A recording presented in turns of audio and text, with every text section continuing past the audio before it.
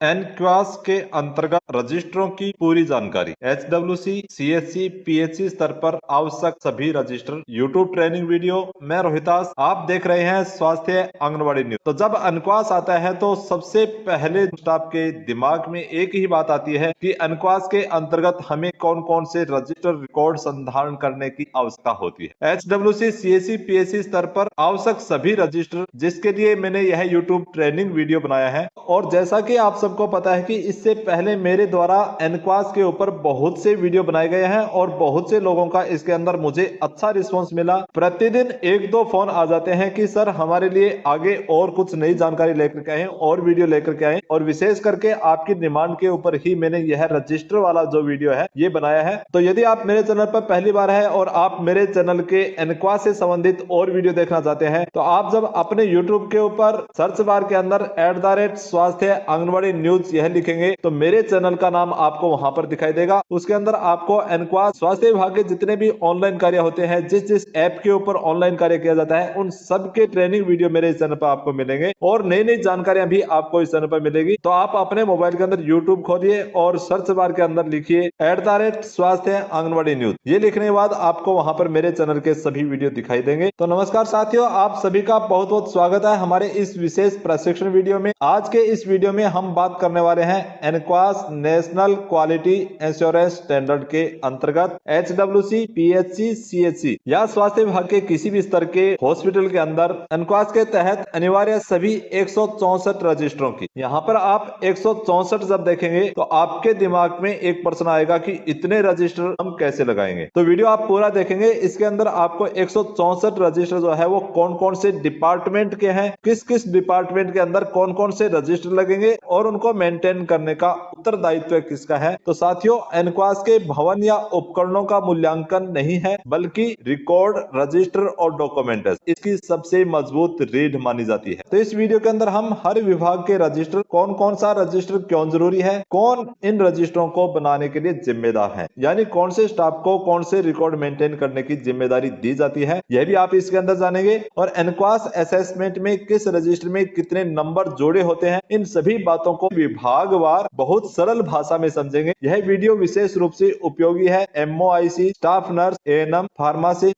Lab technician, health worker, NQAS quality team, ASHA worker के लिए। तो वीडियो को अंत तक जरूर देखें, क्योंकि एक भी रजिस्टर छूटना सीधे एनक्वास स्कोर को प्रभावित करता है। तो साथियों, एनक्वास के अंतर्गत स्वास्थ्य संस्थान को अलग अलग विभागों, डिपार्टमेंट्स में बांटा गया है और हर विभाग के लिए अलग अलग रजिस्टर अनिवार्य होते हैं। एनक्वास के अनुसार UHWC, HWC, PHC, CHC में मुख्य रूप से ये विभाग शामिल होते हैं। कौन कौन से विभाग आप यहाँ पर देखेंगे, तो यहाँ पर मैंने ये कुल 12 विभाग लिखे हैं। ये 12 विभाग आप यहाँ पर पढ़ लेंगे। इन 12 विभागों के अंदर मैंने आपको बताया है कि 164 प्रकार के रजिस्टर आपको लगाने हैं। तो प्रत्येक डिपार्टमेंट को यहाँ पर 8, 10 या 12 रजिस्टर ही लगाने पड़ते हैं। तो ज्यादा रजिस्टर नहीं है, ज्यादा रिकॉर्ड नहीं है। ये 12 डिपार्टमेंट मैंने बताया है, 12 डिपार्टमेंट के अंदर 164 प्रकार के आपको रिकॉर्ड यहाँ पर एनक्वास असेसर जो आते हैं उनको दिखाने होते हैं। और इसके अलावा आपके बिल्डिंग के इंफ्रास्ट्रक्चर कैसा है, आपके इक्विपमेंट कैसे हैं, स्टाफ इंटरव्यू की तैयारी आपकी कैसी है और आप रूटीन में काम कैसे करते हैं, और IC सामग्री आपके सही जगह लगी हुई है या नहीं लगी हुई है, ये सभी देखते हैं। और मैंने स्टाफ इंटरव्यू के ऊपर इससे पहले 8-10 वीडियो इस चैनल पर बना दिए हैं। आपने अभी तक नहीं देखे हैं तो वो वीडियो जरूर देखें। तो इन सभी डिपार्टमेंट को मिलाकर के ही एनक्वास के 164 रजिस्टरों की पूरी व्यवस्था बनती है। तो अब साथियों, हम एक एक विभाग को अलग अलग समझेंगे कि हर विभाग में कौन कौन से रजिस्टर अनिवार्य है, कौन सा रजिस्टर किस उद्देश्य से रखा जाता है और कौन सा स्टाफ है उसके लिए जिम्मेदार होता है। तो सबसे बड़ी जो परेशानी आती है वो यहाँ पर यही आती है कि कौन सा रजिस्टर, कौन सा स्टाफ यहाँ पर तैयार करेगा, कौन से रजिस्टर की जिम्मेदारी किसकी होती है, और इन सभी बातों को हम विभागवार, रजिस्टरवार सरल भाषा में देखेंगे। तो चलिए शुरुआत करते हैं। सबसे पहले जनरल क्लिनिक से संबंधित रजिस्टरों की सूची। जनरल क्लिनिक जो मैंने आपको 12 डिपार्टमेंट बताए थे, उसके अंदर पहला डिपार्टमेंट आपका आता है जनरल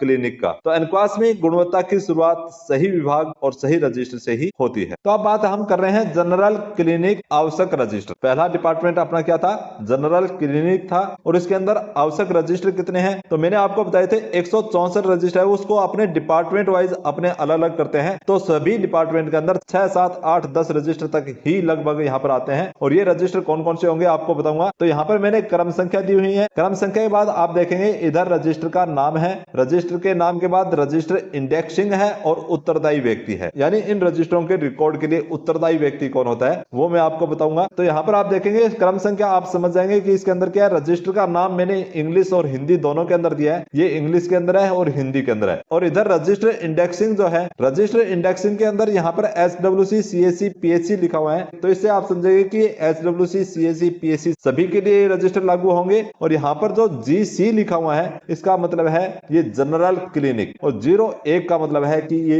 1 नंबर रजिस्टर होगा, ये आपका 2 नंबर रजिस्टर होगा, इसी तरह ये 3 नंबर, 4 नंबर, 5 नंबर, 6 नंबर और 7 नंबर, यानी कुल रजिस्टर ये आपके 7 रजिस्टर जनरल क्लिनिक डिपार्टमेंट के अंदर लगेंगे। और इनके उत्तरदायी व्यक्ति कौन होंगे यहाँ पर मैंने लिखा है, इसके उत्तरदायी व्यक्ति होता है MOIC, यहाँ पर MOIC यहाँ पर लिखा हुआ है, यहाँ पर स्टाफ नर्स लिखा हुआ है, स्टाफ नर्स। अब हम देखेंगे एक एक रजिस्टर को आपको यहाँ पर बताऊंगा। तो सबसे पहला रजिस्टर है जनरल OPD रजिस्टर, सामान्य बाह्य रोगी रजिस्टर जो है वो आजकल लगभग HMIS के अंतर्गत ऑनलाइन एंट्री उसकी होती है, तो उसका ऑनलाइन रिकॉर्ड दिखाया जा सकता है। बाह्य रोगी रजिस्टर यहाँ पर नहीं बनाया जा रहा है तो इसकी आवश्यकता भी नहीं है, परंतु सामान्य बाह्य रोगी रजिस्टर जहाँ पर ऑनलाइन रिकॉर्ड दर्ज नहीं होता है, रोगी की पर्ची ऑनलाइन काटी नहीं जाती है, वहां पर सामान्य बाह्य रोगी रजिस्टर यानी OPD रजिस्टर आपका होना चाहिए, ये आपका 1 नंबर रजिस्टर होगा। इसके बाद आता है medical certificate issue register, medical certificate जारी करने का रजिस्टर आपके पास होना चाहिए। जितने भी मेडिकल रजिस्टर आपके द्वारा जारी किए गए हैं तो उसका रजिस्टर भी आपके पास होना चाहिए और इसकी जिम्मेदारी भी यहाँ पर MOIC की दी हुई है। इसके बाद आता है रेफरल रजिस्टर, रेफरल रजिस्टर का रिकॉर्ड संधारण का भी यहाँ पर MOIC का दिया हुआ है,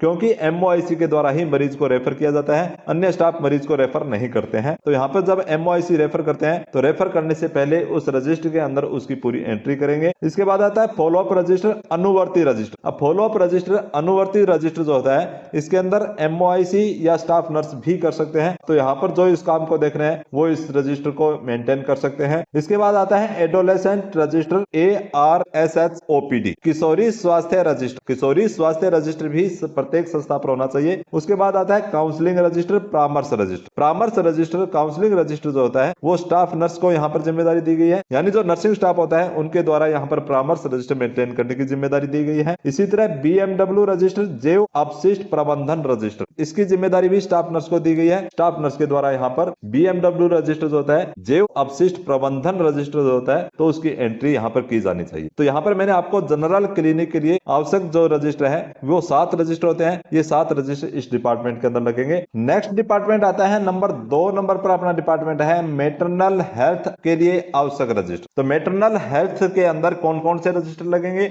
इसके मेंटेन करने की जिम्मेदारी किसकी होगी। तो यहाँ पर आप देखें क्रम संख्या मैंने यहाँ पर फिर दिया है, ये 8 से 18, यानी मैंने 164 रजिस्टर आपको बताए थे, तो ये मैंने 7 रजिस्टर आपको पहले बता दिया है, 8 से 18 रजिस्टर जो है वो अभी इसके अंदर बताऊंगा। तो ये मैटरनल हेल्थ से संबंधित है, तो ये भी मैंने आपको बताया कि यहाँ पर SWC CSC PHC यानी हॉस्पिटल का यहाँ पर कोड दिया हुआ है। सभी हॉस्पिटलों के अंदर जहां पर मैटरनल हेल्थ से संबंधित प्रोग्राम चलते हैं, मैटरनल हेल्थ से संबंधित इलाज किया जाता है, तो उन सभी हॉस्पिटलों के अंदर ये रजिस्टर लगेंगे। और यहाँ पर MH का मतलब मैटरनल हेल्थ हो गया, 1 नंबर, 2 नंबर, 3 नंबर, इस प्रकार आप देख पा रहे हैं यहाँ पर कुल 11 रजिस्टर यहाँ पर लगेंगे। यानी मैटरनल हेल्थ के अंदर ये 11 रजिस्टर कौन कौन से होंगे और उसके रिकॉर्ड मेंटेन करने के यहाँ पर उत्तरदायी व्यक्ति कौन होगा आप आगे देखेंगे। तो अब मैं आगे वीडियो के अंदर उत्तरदायी व्यक्ति कौन होंगे, रजिस्टर इंडेक्सिंग क्या है ये नहीं समझाऊंगा, ये आप यहाँ पर देख सकते हैं, आप खुद समझ सकते हैं। अब यहाँ पर मैं केवल रजिस्टर बताऊंगा कि कौन कौन से रजिस्टर इसके अंदर लगेंगे और कौन कौन से डिपार्टमेंट के अंदर कितने रजिस्टर लगेंगे वो आप यहाँ पर देखेंगे। अब सबसे पहले इसके अंदर मैटरनल हेल्थ के अंदर जो है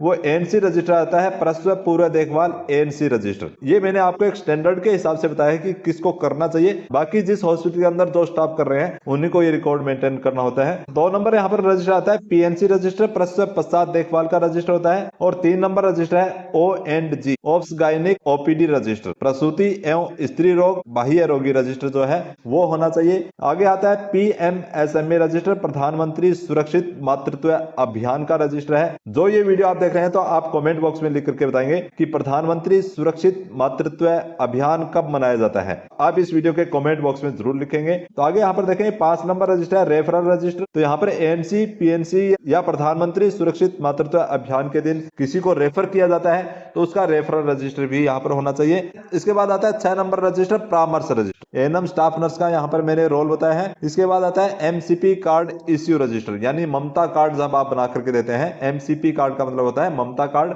तो जारी करने का रजिस्टर भी आपके पास होना चाहिए। High risk pregnant women register, उच्च जोखिम गर्भवती महिला का एचआरपी का रजिस्टर होना चाहिए, ये 8 नंबर रजिस्टर है। एनीमिया रजिस्टर, यहाँ एनीमिया का रिकॉर्ड रखा जाता है। और फॉलोअप रजिस्टर अनुवर्ती रजिस्टर, तो फॉलोअप रजिस्टर यानी जो एनीमिक आपको मिली है तो वो दवाई ले रहे हैं या नहीं ले रहे, उनका फॉलोअप किया जाता है, तो वो फॉलोअप रजिस्टर भी आपके पास यहाँ पर होना चाहिए। और बीएमडब्ल्यू रजिस्टर, जैव अपशिष्ट प्रबंधन रजिस्टर, तो ये रजिस्टर लगभग सभी डिपार्टमेंट के अंदर लगेगा। अपने अपने डिपार्टमेंट के अलग अलग रजिस्टर यहाँ पर बीएमडब्ल्यू का होना चाहिए। तो मैटरनल हेल्थ डिपार्टमेंट के अंदर कुल मिलाकर के यहाँ पर आपको 11 रजिस्टर लगाने हैं। ये 11 रजिस्टर मैंने आपको बताए हैं। तो चलो अब देखते हैं नेक्स्ट डिपार्टमेंट के अंदर कौन से रजिस्टर लगेंगे। अब यहाँ पर अपना नेक्स्ट डिपार्टमेंट आता है, 3 नंबर डिपार्टमेंट है, वो है newborn and child health आवश्यक register. Newborn and child health के अंदर, newborn and child health के अंदर कौन कौन से रजिस्टर लगे। रेफरल आउट रजिस्टर, पहला रजिस्टर यहाँ पर आता है रेफरल आउट रजिस्टर, यहाँ पर आपका नंबर 1 से लेकर के और कुल नंबर 9 तक,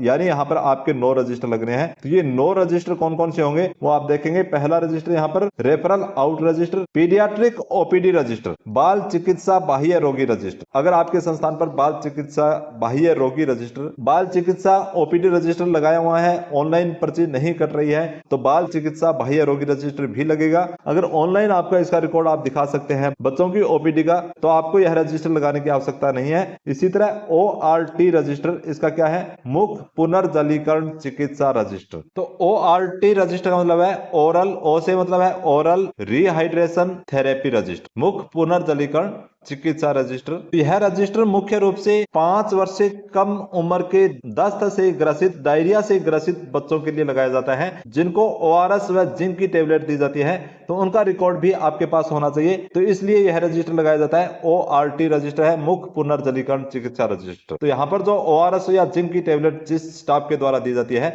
उसको यहाँ पर इसका रिकॉर्ड मेंटेन करना होता है। वो स्टाफ नर्स हो सकता है, एएनएम हो सकती है, या हॉस्पिटल के अंदर अन्य स्टाफ के द्वारा किसी के द्वारा इस प्रकार की यहाँ पर सेवाएं दी जा रही है, तो वो इस रजिस्टर को भी मेंटेन करेंगे। तो ओआरटी रजिस्टर आप समझ गए होंगे। इसी तरह आगे देखेंगे डिहाइड्रेशन रजिस्टर, निर्जलीकरण रजिस्टर। तो डिहाइड्रेशन के कितने पेशेंट आपके पास आए हैं, उनका आपके द्वारा इलाज किया गया है, तो उनका रिकॉर्ड आपके पास अलग से होना चाहिए। इसी तरह आगे देखेंगे चाइल्ड एब्यूज रजिस्टर, बाल दुर्व्यवहार रजिस्टर। ये रजिस्टर कब बनाया जाता है, तो इसको आप यहाँ पर समझेंगे। चाइल्ड एब्यूज रजिस्टर वह आधिकारिक रजिस्टर है जिसमें बच्चों के साथ होने वाले शारीरिक, मानसिक, यौन या उपेक्षा से जुड़े मामलों की पहचान, रिपोर्टिंग, काउंसलिंग, रेफरल और फॉलोअप का रिकॉर्ड रखा जाता है। यह register POCSO act, child protection guidelines और NQAS patient right and safety के तहत अत्यंत महत्वपूर्ण माना जाता है। तो यहाँ पर जो मैं आपको रजिस्टर बता रहा हूँ, तो इसके अंदर कोई रजिस्टर यदि आप नाम से या जो मैं बता रहा हूँ इससे आप नहीं समझ पाते हैं, तो आप कमेंट बॉक्स में लिखेंगे,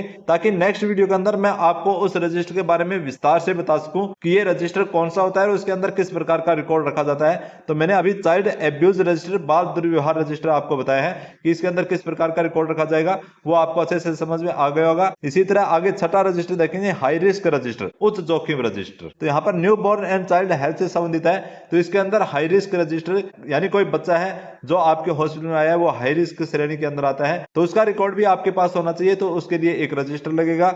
इसके बाद आता है काउंसलिंग रजिस्टर, परामर्श रजिस्टर। तो बच्चे के लिए काउंसलिंग रजिस्टर भी आपके पास होना चाहिए। बीएमडब्ल्यू रजिस्टर मैंने आपको बताया था कि ये रजिस्टर हर डिपार्टमेंट के अंदर अलग अलग लगेगा। उसके बाद आता है 27 नंबर पर न्यू बॉर्न नेबुलाइजर रजिस्टर, नवजात नेबुलाइजर रजिस्टर। बच्चे को नेबुलाइज आप करते हैं तो उसके रिकॉर्ड के लिए भी आपके पास एक अलग से रजिस्टर होना चाहिए। तो ये मैंने आपको बताया कि new born and child health के अंदर ये आपके टोटल 9 रजिस्टर लगेंगे, और इन 9 रजिस्टरों के यहाँ पर रिकॉर्ड संधारित करने के लिए उत्तरदायी व्यक्ति कौन होंगे आप यहाँ पर देख सकते हैं। और रजिस्टर इंडेक्सिंग मैंने आपको यहाँ पर नंबर बताए हैं कि कौन से रजिस्टर कितने नंबर पर आएगा, तो ये टोटल 9 रजिस्टर आपके यहाँ पर होने वाले हैं। और नेक्स्ट डिपार्टमेंट अपना 4 नंबर डिपार्टमेंट आता है इम्यूनाइजेशन डिपार्टमेंट। इम्यूनाइजेशन डिपार्टमेंट के अंदर कौन कौन से आवश्यक रजिस्टर हैं, यहाँ पर आप देख पा रहे हैं ये 28 से 35, यानी मैंने अभी तक आपको 27 रजिस्टर बता दिए हैं, 28 से 35 तक के रजिस्टर इसके अंदर बताऊंगा, और 164 रजिस्टर मैंने आपको बताए थे। तो उन सभी रजिस्टरों की हम इस वीडियो के अंदर बात करेंगे। देखेंगे तो ये 35 नंबर तक के रजिस्टर है। तो ये 4 डिपार्टमेंट को आपको यहाँ पर कवर करेंगे।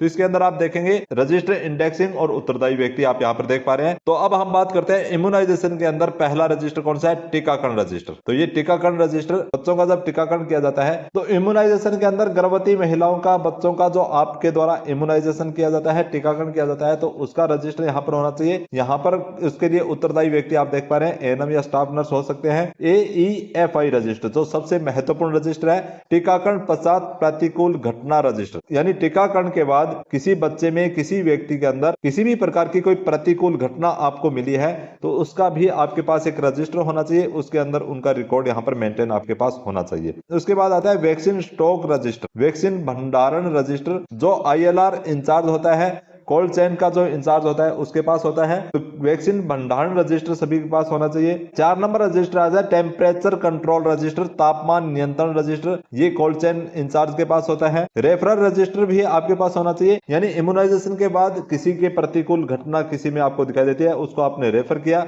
तो उसका रिकॉर्ड भी आपके पास होना चाहिए। Needle stick injury register, needle stick injury register क्या होता है? तो निडल स्टिक इंजरी रजिस्टर वह रजिस्टर है जिसमें स्वास्थ्य कर्मियों, doctor, nurse, ANM, lab technician, sanitization staff आदि को सुई या शार्प वस्तु से लगने वाली चोट की रिपोर्ट, उपचार और फॉलोअप का रिकॉर्ड रखा जाता है। यह register infection prevention and control IPC जिसे बोलते हैं और ऑक्यूपेशनल सेफ्टी के लिए एनक्वास में अनिवार्य माना जाता है। इस रजिस्टर के अंदर कॉलम क्या क्या होना चाहिए वो भी मैं आपको बता देता हूं यहाँ पर। तो आपको प्रत्येक रजिस्टर के अंदर कौन कौन से कॉलम होंगे वो आपको नेक्स्ट वीडियो के अंदर बताऊंगा, परंतु इस रजिस्टर के अंदर यहाँ पर क्या क्या कॉलम होने चाहिए वो भी आप देखेंगे। तो इस रजिस्टर को बनाते समय कॉलम ये है सीरियल नंबर, घटना की तारीख व समय, घायल कर्मचारी का नाम व पद, विभाग, OPD, लैब, वार्ड आदि, इंजरी का प्रकार, निडल, ब्लेड, ग्लास, एक्सपोजर का विवरण, इमीडिएट फर्स्ट एड दिया गया हाँ या नहीं, सोर्स पेशेंट ज्ञात या अज्ञात, testing HIV, HB, SAG, HCV की जांच यहाँ पर की गई या नहीं की गई है, PEP शुरू किया गया या नहीं किया गया, फॉलो अप शेड्यूल,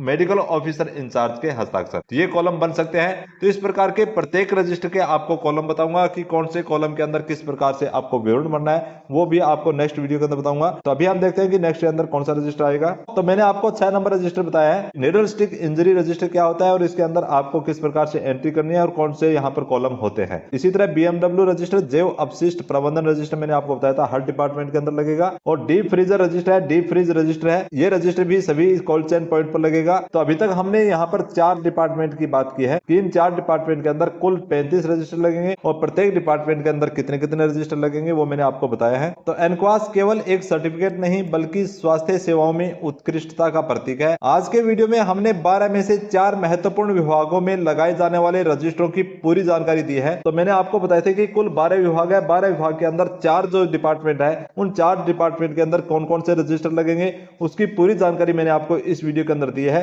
इन 4 डिपार्टमेंट के अंदर कौन कौन से डिपार्टमेंट आ गए हैं? General clinic, maternal health, newborn and child health और इम्यूनाइजेशन। इन 4 डिपार्टमेंट के अंदर कुल कितने रजिस्टर मैंने आपको बताया है वो आप कमेंट बॉक्स में लिख करके बता दें। और प्रत्येक डिपार्टमेंट के कितने कितने रजिस्टर है वो भी आप यदि कमेंट बॉक्स में लिख सकते हैं। आपने अच्छे से वीडियो देखे हैं तो वो भी आप कमेंट बॉक्स में लिख करके बताएंगे ताकि मुझे पता चले कि आपने इस वीडियो को कितना ध्यान से देखा है। तो अगले वीडियो के अंदर ये 5 नंबर से लेकर के और 12 नंबर तक के जो आपके डिपार्टमेंट है इनके अंदर कौन कौन से रजिस्टर लगेंगे, किस प्रकार से आपको रजिस्टर लगाने हैं। अगर आप हेल्थ सेंटर, CHC, PHC या उप स्वास्थ्य केंद्र में काम करते हैं तो यह अगला वीडियो आपके लिए बेहद जरूरी होने वाला है, क्योंकि अगले वीडियो के अंदर 5 नंबर से लेकर के और 12 नंबर तक के जो डिपार्टमेंट है इसके अंदर भी कौन कौन से रजिस्टर लगेंगे ये भी आपको बताऊंगा। क्योंकि एक वीडियो के अंदर सभी बातें बताना संभव नहीं होता है, क्योंकि वीडियो बहुत ज्यादा लंबा हो जाता है और इतना लंबा वीडियो हर कोई व्यक्ति देखता नहीं है। मेरा उद्देश्य है कि आपको प्रत्येक पॉइंट अच्छे से समझाऊं, अच्छे से आपको समझ में आ जाए ताकि किसी भी प्रकार की आपके भविष्य में समस्या नहीं आए। और जब आपके समझ में आ जाता है तो आप दूसरे लोगों को भी इसके बारे में बता सकते हैं। आपको किसी से पूछना नहीं पड़ेगा, आप बताने वाले बन सकते हैं। तो इसलिए अभी चैनल को सब्सक्राइब जरूर करें और बेल आइकन जरूर ऑन करें ताकि जैसे ही अगला वीडियो आए तो सबसे पहले नोटिफिकेशन आपको मिले। क्या आप अगली वीडियो में रजिस्टर भरने की बारीकियां, असेसमेंट की गलती गलतियां और मॉक चेक लिस्ट को समझना चाहते हैं, एनक्वास की तैयारी में अब कोई कसर नहीं रहेगी। अगर आपको register, filling guide, common mistake और मॉक चेक लिस्ट पर स्पेशल वीडियो चाहिए तो अभी अपना समर्थन दिखाएं। वीडियो को लाइक करें, साथियों के साथ शेयर करें और हमारे मिशन से जुड़ने के लिए चैनल को सब्सक्राइब जरूर करें। आपका एक प्रयास बेहतर स्वास्थ्य सेवाओं की ओर एक बड़ा कदम है। आपकी प्रतिक्रिया ही मुझे अगला बेहतरीन कंटेंट बनाने की प्रेरणा देती है। तो आज के वीडियो के अंदर बस इतना ही। मिलते हैं नेक्स्ट वीडियो के अंदर। नेक्स्ट डिपार्टमेंट के अंदर कौन कौन से रजिस्टर लग रहे हैं उसके साथ। यदि आपको नेक्स्ट डिपार्टमेंट के रजिस्टरों के बारे में जानकारी चाहिए तो अभी आप कमेंट बॉक्स में लिखें। जितने ज्यादा कमेंट इसके अंदर आएंगे कि नेक्स्ट डिपार्टमेंट के रजिस्टर के बारे में हमें जानना है, उतना ही जल्दी नेक्स्ट वीडियो आपको मिलेगा। तो मिलते हैं नेक्स्ट वीडियो के अंदर नई जानकारी के साथ। तब तक के लिए सभी को जय हिंद, वंदे मातरम।